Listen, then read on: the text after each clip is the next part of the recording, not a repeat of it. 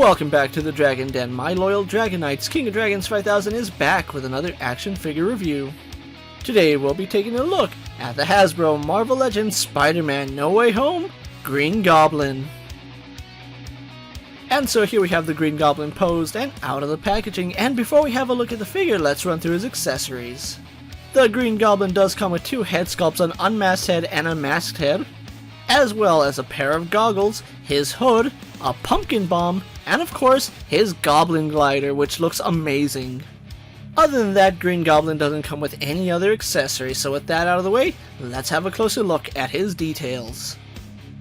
And so here we have a closer look at Green Goblin, and Hasbro has done a really good job with this figure. Carrying over that original Green Goblin design from the first Spider-Man movie, this figure looks really great here. Taking a look at his head sculpt, I think this is a really good likeness to Willem Dafoe. The head sculpt captures his manic attitude perfectly, and I absolutely love the expression that he has. And the hair looks great on this figure. Being a separate piece, it really does have this really nice color to it. As far as his outfit goes, it's essentially the original Goblin suit from the first Spider-Man movie, just with some modifications. Obvious thing to note is that he does have the torn hoodie that he was wearing, which is a separate piece and is done in purple plastic. Around his chest he's wearing a brown bandolier, which looks nice and even has a satchel to store his pumpkin bombs. And the Goblin suit is done in this marbleized green plastic, which does look good, and the sculpt work in it is perfect. We have some accents on it which look good, and there's even some hints of some damage on his outfit. His arms continue that impressive detail. On the left arm you can see he does have a purple plate on his bicep, and there is some battle damage on his shoulder. And on his right arm the suit does look really good, with some parts of that purple hoodie still attached, and then we do have these capsules on his bicep. On his left forearm you can see he does have his bladed weapon, which looks really good, and there is some purple armor on it as well. On his right arm we do have some launches which are done really nicely, and his hand is in a grasping position to hold his pumpkin bomb. Goblin is wearing a brown belt which has some impressive detail, especially in its black buckle. And as stated before, he does have a satchel on his left hip which does look really nice and has some impressive detail on it. And on the right side we have some more of those yellow capsules which look really good here. On his legs you can see there is some battle damage from his original suit, which does carry over nicely here. And on his thighs we do have some added armor which are done in purple paint and yellow paint, and you can see it does go on the back of his legs as well. The added armor does continue down to his shins, where we have some more yellow and some more purple on the sides of his leg. It is asymmetrical, which I really do like that little detail. And his feet are still done in that marbleized green plastic, where on his right leg you can see a little bit of the armor is torn off. And his left shoe is relatively clean, bringing the look together really nicely. So overall, Hasbro has done a really good job detailing the Green Goblin as he appeared in No Way Home. So with his comparisons out of the way, let's get him posed to our usual suspects. Here we have the Green Goblin posed next to a Marvel Legends Cyclops and DC Multiverse Superman, Mattel's WWE Elite Series and Mezco's 1/12 Collective Popeye the Sailor Man, the Lightning Collection White Ranger, and the Star Wars Black Series Mandalorian. And finally we have the No Way Home Green Goblin posed next to the No Way Home Spider-Man, Spider-Man, and Spider-Man. So Green Goblin will scale nicely to the rest of your No Way Home cast, which is pretty good considering the suit did make him a little bit bulkier. With his comparisons out of the way, let's actually move on to Green Goblin's articulation. Green Goblin does have a double ball joint in the neck.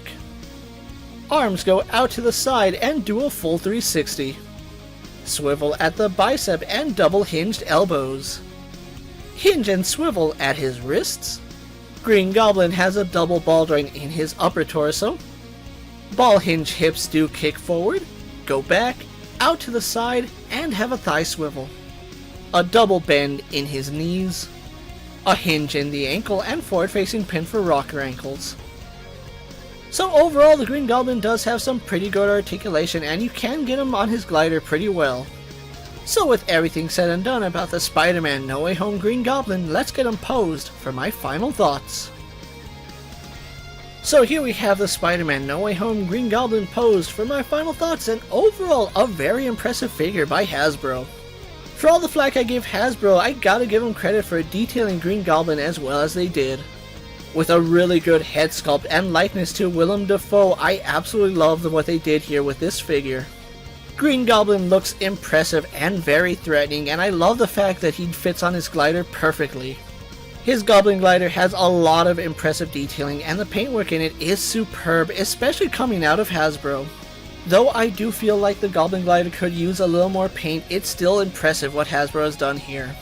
I especially like the inclusion of the Goblin mask, which is a really good alternate accessory for a Green Goblin.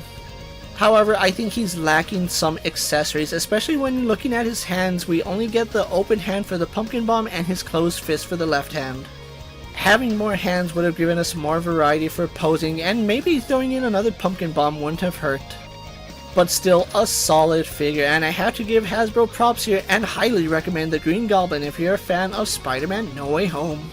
With as impressive as this figure is, he is really sought after by the collector community, so tracking him down might be a little bit difficult. But you can still find him on sites like Big Bad Toy Store, or sometimes get lucky finding him on Amazon. This is one figure I highly recommend you don't sleep on, because it's done very well and one of the best that Hasbro has put out recently. So with that being said, don't forget to like this video, leave a comment, subscribe to my channel, and check out all my other Marvel Legend videos. If you're in a position to help out the Dragon Den, definitely check out my Patreon for exclusive content and early access videos. Check out my Instagram account for new and exciting action figure photos, videos, recent pickups, latest prints, and as always, ring that bell so you never miss another video. And until next time, my loyal Dragonites coming from the Dragon Den, I'm KingofDragons 5000 reminding you to redesign, rebuild, and reclaim. I'll see you next time.